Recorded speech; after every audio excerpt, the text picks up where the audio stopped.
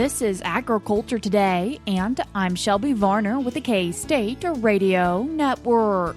A cattle market update from University of Nebraska-Lincoln livestock economist Elliott Dennis begins the show as he highlights packer margins, retail demand, and if we are seeing a hint of cattle herd rebuilding. Continuing the show is part of a Flinchbaugh and Smoke and Mirrors podcast episode with Mark Edelman, Brad Lubben, Jenny Ifft, Eric Atkinson, and special guest Chris Boosma as they discuss communication supporting agricultural policy. Senior Director of Communications Maddy Meier ends the show, previewing the Sorghum Connection Field Days learning opportunities. That and more is coming up ahead.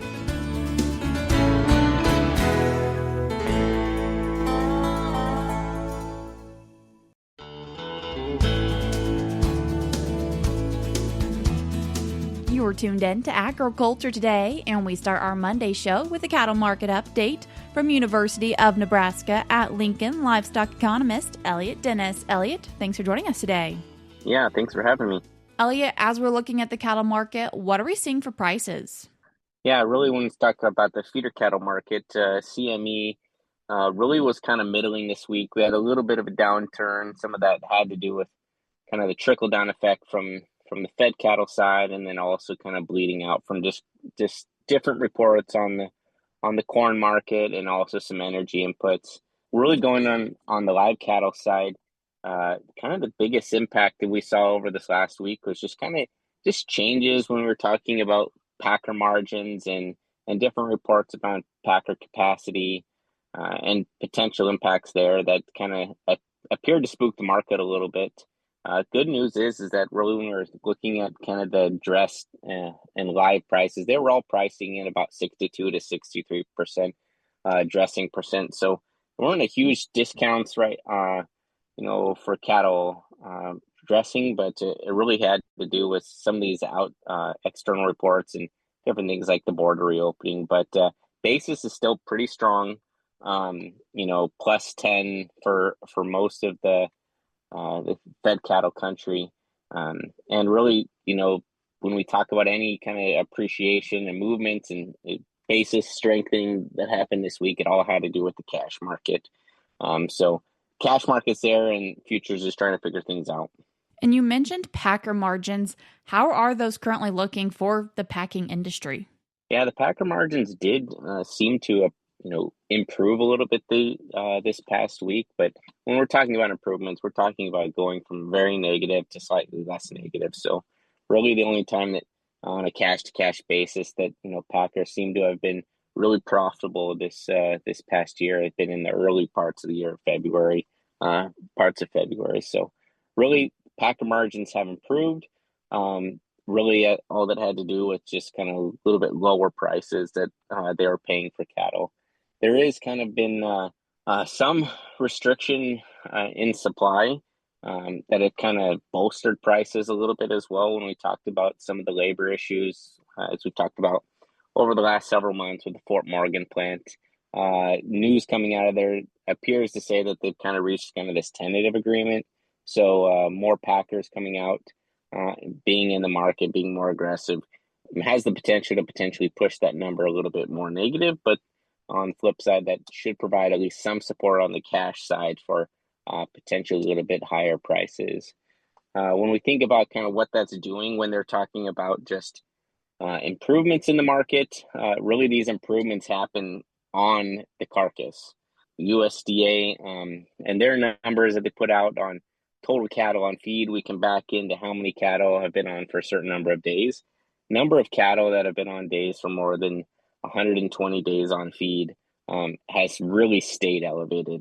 And really it's been flat pretty much all summer when we would assume that it starts to take a little bit of a dip. So longer days on feed, more corn into them, good genetics, higher cattle grading, choice and prime. We did have a little bit of dip in prime over these last couple weeks, but some of the packer reports, they're on some particular days they've been averaging 25% of the cattle that day grading prime. So even though we're at anywhere from 14% to 17.5%, there are some days when cattle that are coming in, a lot of feed, long day cattle, that they're grading quite aggressively on prime. So that's a good thing when we think about just cattle quality and ultimately what that means for the consumer eating experience. Quality is highly associated with tenderness, and tenderness is with quality, reoccurring purchases on beef demand. So from that standpoint, we're doing a good job, handling potentially improvements in consumer demand. So while we're thinking about those consumers and customers, what are we seeing for retail demand? Yeah, really, when we think about retail, it's really the improvements that we are pushing towards Labor Day. This is our last big push for meat demand. Just when we think about outside grilling, school is starting to go back for some parts of the United States, and so there is a little bit of softening on that. But really, the purchases that we're seeing now from retailers, that they're all trying to get in preparations for the Labor Day demand. So this is where that price improvements could happen. When we think about kind of where those ad features are, right, we need to know that we have this product and consumers can come buy it. So we tend to track ad features. That hasn't seen a lot of uptick, but what we're going to see is that's kind of a delayed measure as we get closer to Labor Day, 1-2 weeks out, then we'll start to see those ad upticks. Two biggest ad days for retail beef demand is always the 4th of July and Labor Day. So we should see that try to bolster some of that retail demand. We are seeing a little bit of product substitution. So normally we would think a little bit about, are they going out and buying steaks? That's our high value items. People want to eat quality protein. Beef is a great option. And so one of the things that we're seeing actually though this year is that there's a little bit of substitution down within the beef supply chain, going a little bit from kind of steaks into kind of lower value items, primarily ground beef. So think of like hamburgers. And so that has a little bit concern as we think about kind of headwinds and that high value. Consumers have a finite budget and, in practicality, right? And so with higher energy prices and other things like that are really raising all of prices throughout their, purchasing bundle, protein in particular has become more expensive. And so they're kind of substituting a little bit down on quality. At the beginning of this segment, you made a mention of imports and the border reopening. And last week we talked with Tyler Cousins about this, but what update do you have for us when it comes to the impact we're seeing on it? Yeah, the big number that we've been tracking this year has been really big imports. As we've kind of closed the borders, as we've thought about, trying to control a New World screwworm, that's pushed in particular a lot of cattle that would have come in as feeder cattle imports and really remained in Mexico, and it's really bolstered their, federal inspected percentage numbers there. The way that we kind of see that number passed to us is really in imports, and Mexico imports have seen a 91% increase over this on the June USDA data.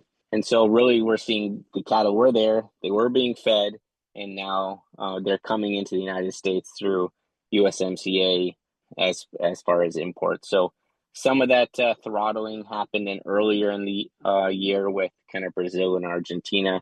That hasn't really been driving as of late. All that change in import demand has really come from Mexico.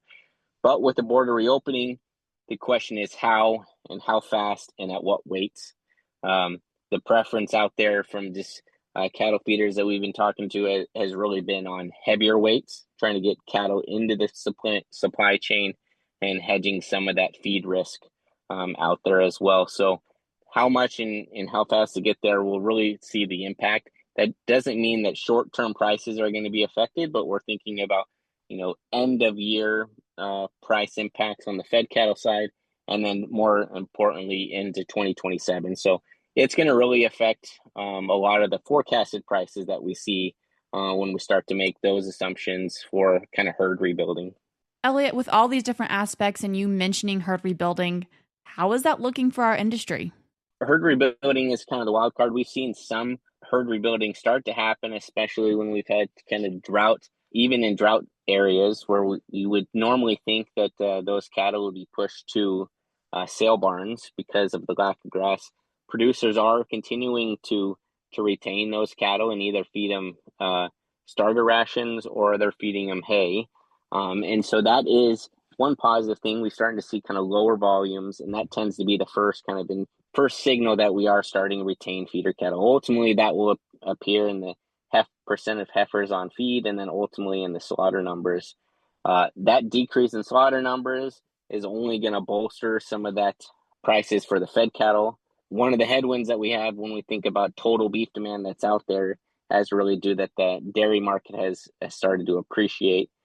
More heifers are being bred, and milk production is starting to rise. And so the animals that we might have expected to come into the market as far as ground beef are not there as well. So really kind of an interesting time for the market to really increase prices on the feeder and fed side. A lot of that estimate has how many of those cattle are going to be coming from Mexico as we start to rebuild the herd, and how does that ultimately impact fed cattle prices that pass down to the feeder cattle. So certainly an exciting time, and going to be something that we're going to be watching towards the end of August, how that rolls out.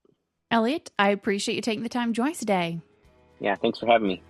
That was University of Nebraska at Lincoln livestock economist Elliott Dennis.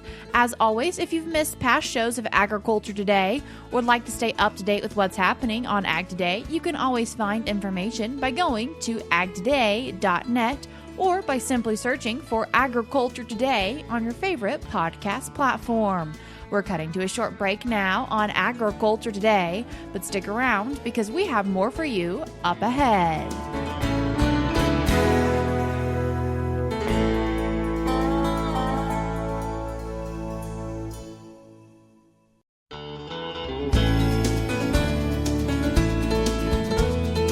You're tuned back into Agriculture Today, and we continue our show with part of the Barry Flinchbaugh Center for Ag and Food Policy podcasts, which is in partnership with the Smoke and Mirrors podcast as well. On today's show, we'll be hearing from K-State's Jenny Ifft and Eric Atkinson, Iowa State University's Mark Edelman, University of Nebraska's Brad Lubben, and today their special guest is Chad Boosma, who is the CEO of the Council of Agricultural Science and Technology. This podcast was published on Friday, August 7th. Chris, on the mechanics of how you would approach something like AI, which is so fast-moving, so far-flung, just how do you lock down into pursuing more in the way of AI information for your purposes? Yeah, so for our purposes here, when we talk about the products we're producing, the educational resources, they first come out really from our work groups. And people who are working at the forefront of these things say, look, these are the technologies, these are the issues we should be talking about. And what happens is it progresses through the work group where it gets approval and then goes to the board of directors for approval.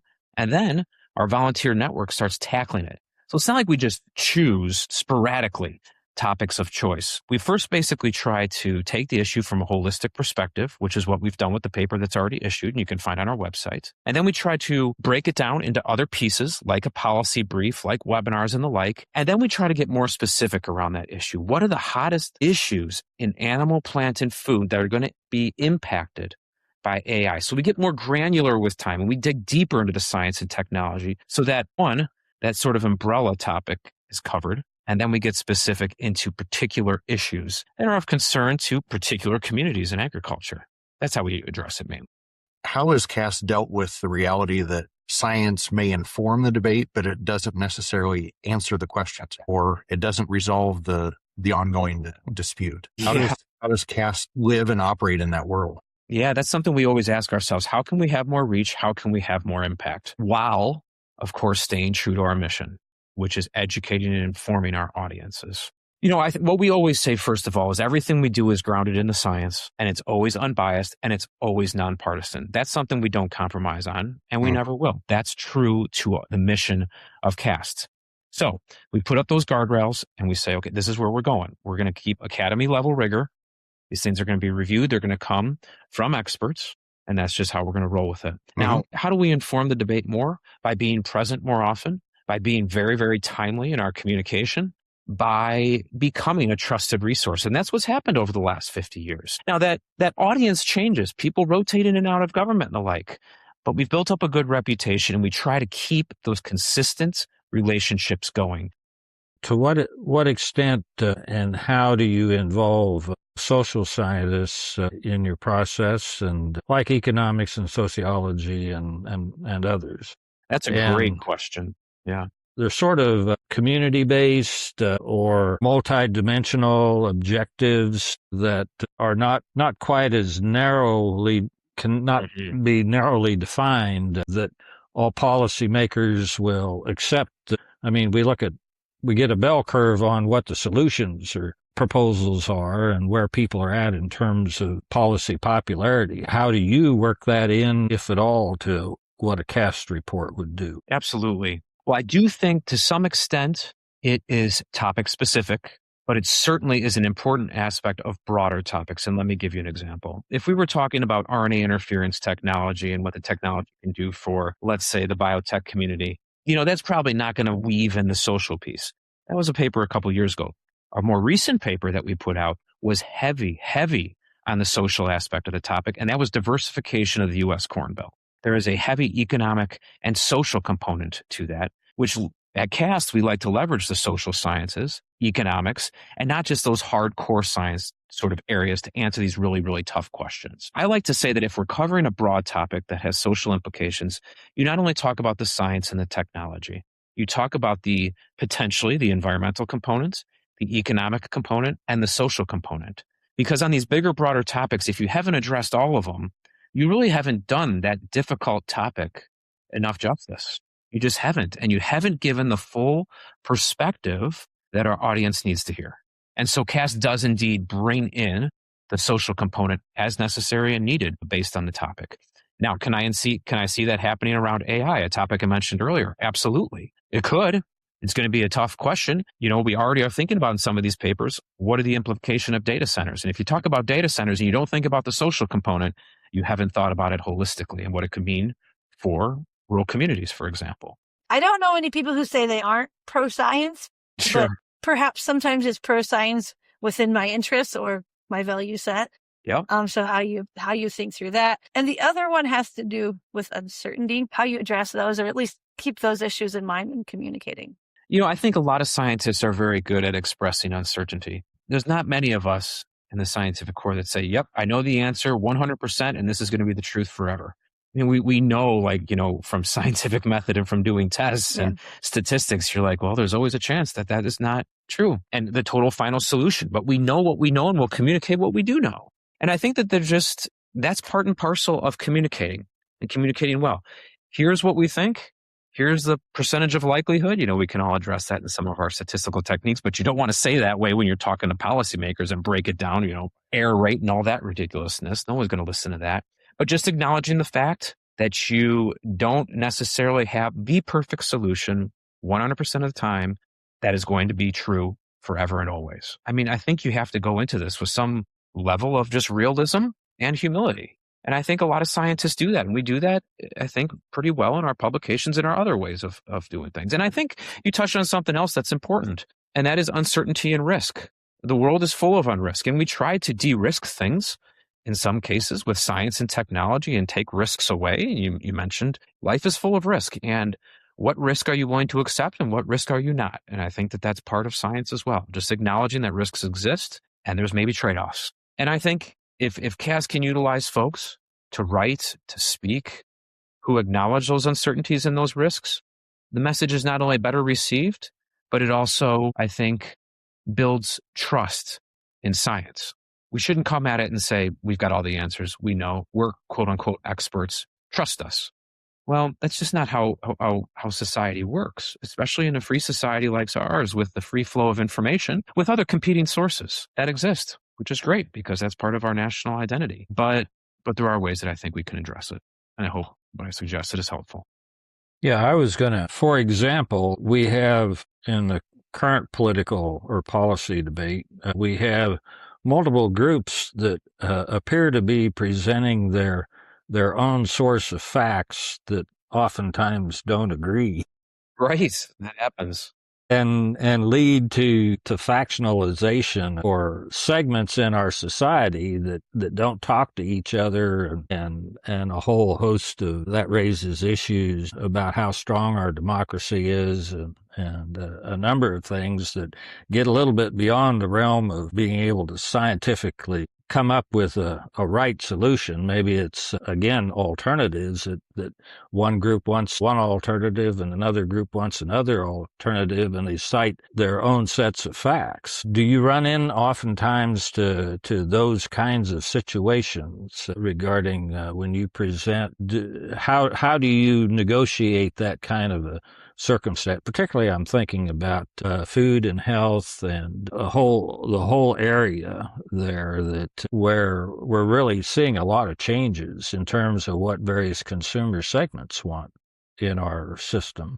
Well, that's a great question. I don't think we have a lot of, you might say, hostile debates or conflicts with other groups out there who are presenting their facts as they see them as well. And maybe that's a problem for CAST. Maybe we should be engaging more with those groups. And as we do engage our audience, it doesn't seem like we have a lot of overlap with some of those groups. But I will say this, even when we work amongst ourselves with our volunteers, it's interesting to see the variety of opinions and perspectives based on the data they've gathered and the experiences that they had and how they think about the issue a little bit differently than maybe some others. I've run across this, and I'm not going to give a lot of details, but I've run across this recently with PFAS and that really hot button issue of the moment. It's interesting to hear people who come from, you might say, similar camps, but have differing perspectives on this and have different data in front of their eyes. And you're a CAST, what happens is that gets internally and rigorously debated. And remember, too, as I said before, the materials we put out are reviewed. The reviewers will have their input as well. And I think that's more where we see some of this debate happening, so that by the time, hopefully, by the time our product gets put out, it's been pretty hard debate that's actually happened behind the scenes. Now, do those debates represent everybody out there working in that domain? No, they don't. And I wouldn't ever claim that. But I hope as we build this new mission, this bigger mission for CAST, quote unquote, a National Academy of Agriculture, that more individuals and organizations from those camps that we have historically not necessarily worked with real closely will come in to be part of it and be part of the discussion, because they need to be. That's the hope. And we'll see how that goes. But more to be built there for the future. Once again, that was part of the Barry Flinchbaugh Center for Ag and Food Policy podcast with the Smoke and Mirrors podcast, with the episode titled How Clear, Timely Science Communication Supports Effective Agricultural Policy. In today's show notes on agtoday.net, I will put a link if you'd like to listen to the full episode. We're cutting to a short break now, but we'll be right back.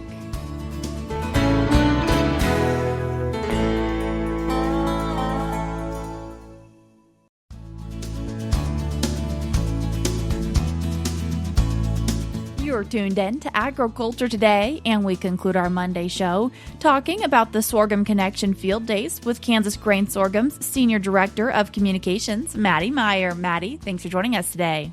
Yeah, thanks for having me, Shelby. Maddy, what are the Sorghum Connection Field Days? Yeah, so Sorghum Connection is in its third year, and we're excited to once again bring research out of the lab and into Kansas fields to communities near you. And so we launched this program in 2024 in partnership with K-State Extension and the K-State Department of Plant Pathology, because we wanted producers to have the opportunity to see the latest research where it matters most, that's in real production environments. And so what makes these field days unique is that they're designed around practical, data-driven management decisions that can improve on-farm profitability. And at each location, producers will walk through research plots showcasing everything from hybrid performance and fertility management to cropping systems and emergent production practices. And rather than just hearing about research, attendees can see the results for themselves and ask questions directly to the research that are conducting the work. Through these past 3 years of Sorghum Connection, how have you seen that relationship grow between new research and producers learning about it? You know, I think that the best way to describe Sorghum Connection and seeing that these new practices come into play, especially with the production environment across Kansas, seeing producers being able to ask questions and really see the research taking place on farm environments rather than in the lab, I think that is incredibly beneficial. And, you know, as we know, Kansas, from end to end is completely different. No matter if you're growing sorghum, near Manhattan, or if you're growing it out in Western Kansas, those environments are vastly different, as we know. And so being able to see the different locations and how sorghum can be impacted through this research, being able to increase profitability and yield strategies, I think is super important for farmers. And seeing that evolve over the past 3 years is incredibly beneficial. Before Sorghum Connection, you still had points, I'm sure, on which you connected with your Kansas grain sorghum growers. But with this, does it give you more opportunities for you and your team to understand what you can be doing for producers? Absolutely, Shelby. And as you know, we are a small but nimble team, and we also work remotely. And so being able to get out into the field and being able to talk to producers and, hear their concerns about what they're concerned about, but also being able to create a field day that's inspired by their interests and their needs, incredibly beneficial there as well. What's your favorite part of these field days? My favorite part about the field days is just being able to connect with the producers and the researchers and the ag stakeholders. Connection is quite literally in the name. And being able to see what researchers are doing to improve the livelihoods of Kansas sorghum producers, super exciting. For these field days, when are they taking place? Yeah, so we'll start in Bavaria, Kansas on Wednesday, August 26th. Outside of Dorrance, Kansas in Russell County on Thursday, August 27th, and just outside of Dighton on Friday, August 28th. And what time of day do these take place? The Bavaria and Dorrance locations, those field days will begin at 10 a.m. And the Dighton location will take place at 2 p.m. Do you encourage people, if they're wanting to attend, to go ahead and get registered? Yes, there's no cost to attend, but we do ask that if you're interested in attending, that you register in advance so we can plan for meals and materials, that sort of thing. And so you can register at our website, and that URL is ksgrainsorghum.org/sorghum-connection.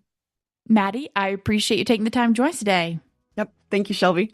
That was Kansas Grain Sorghum's Senior Director of Communications, Maddy Meier, discussing the Sorghum Connection Field Days taking place August 26th, August 27th, and August 28th. If you are looking to find more information about these events or get registered for them, which they are free, you can do so by following the link in today's show notes on agtoday.net or by heading on over to their website, ksgrainsorghum.org/sorghum-connection. That's what we have for you today on Agriculture Today, but we'll be back with more for you tomorrow.